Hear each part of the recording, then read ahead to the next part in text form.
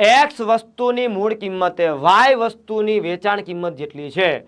જો નફો 25% હોય તો એક્સ જેમ વાય ની કિંમત કેટલી થાય? વાહ, મસ્ત દાખલો છે સાહેબ. એક્સ વસ્તુની મૂળ કિંમત એ વાય વસ્તુની વેચાણ કિંમત જેટલી છે.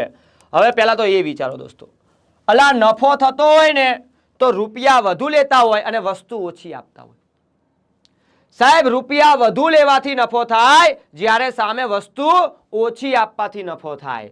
તો અહીંયા મને એક્સ અને વાય ની કિંમત કીધી. એક્સ વસ્તુ છે ને વાય વસ્તુ છે, તો વસ્તુ ઓછી આપતા હશું. અહીંયા વસ્તુ ઓછી આપી તો આ હોઈ શકે. અહીંયા વસ્તુ વધારે ગઈ એટલે ખોટ જાય.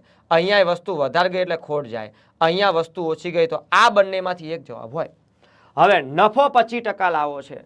નફો 25% લાવો છે સાહેબ. તો નફો 25% લાવવા માટે કશું જ નહીં કરવાનું. નફો એટલે ટકા વધારો. પછી બીજું કહું તમને, નફો એટલે ટકા વધારો.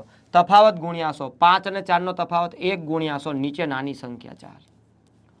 25 ચોક 100 થઈ ગયું 25%. ઓકે ડન સાહેબ, 25% નફો. આવું કશું ના આવડે તો બાકા ઝીકી બોલાવો.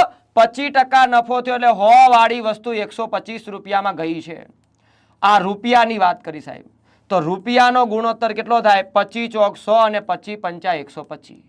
પણ રૂપિયાની મને વસ્તુની વાત કરી છે સાહેબ.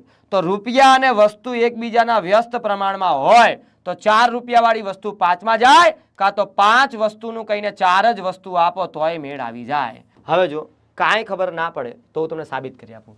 4 વસ્તુની મૂળ કિંમત, એક વસ્તુની મૂળ કિંમત કેટલી હોય દોસ્તો? x હોય તો x બરાબર 5 લઉં અને y બરાબર 4 લઉં. તો 5 વસ્તુની કિંમત એટલે 5x બરાબર એક વસ્તુની વેચાણ કિંમત y હોય તો 4y. તો x જેમ y કરીએ આપણે. x ની સામે કેટલું આવ્યું દોસ્તો? 4. y ની સામે કેટલું આવ્યું દોસ્તો? 5. ઓકે, મને x અને y નથી પૂછ્યું દોસ્તો, બરાબર. એટલે કે 4 રૂપિયા વાળી વસ્તુ 5 રૂપિયામાં ગઈ દોસ્તો, એટલે 1 રૂપિયાનો ફાયદો થયો, એટલે 25% થઈ ગયું કહેવાય. પણ અહીંયા એ લોકોએ x જેમ y પૂછ્યું ને દોસ્તો. હા, તો x જેમ y શું આવે ખબર છે? અહીંયા જુઓ, x વસ્તુ એટલે x બરાબર 5 મૂકી દઉં એટલે 5 વસ્તુની મૂળ કિંમત, y બરાબર શું મૂકી દઉં? 4 મૂકી દઉં. 4 વસ્તુની વેચાણ કિંમત છે એટલે x 5 આવે ને y 4 આવે. આ સાચું છે દોસ્તો, 100% સાચું છે. હા.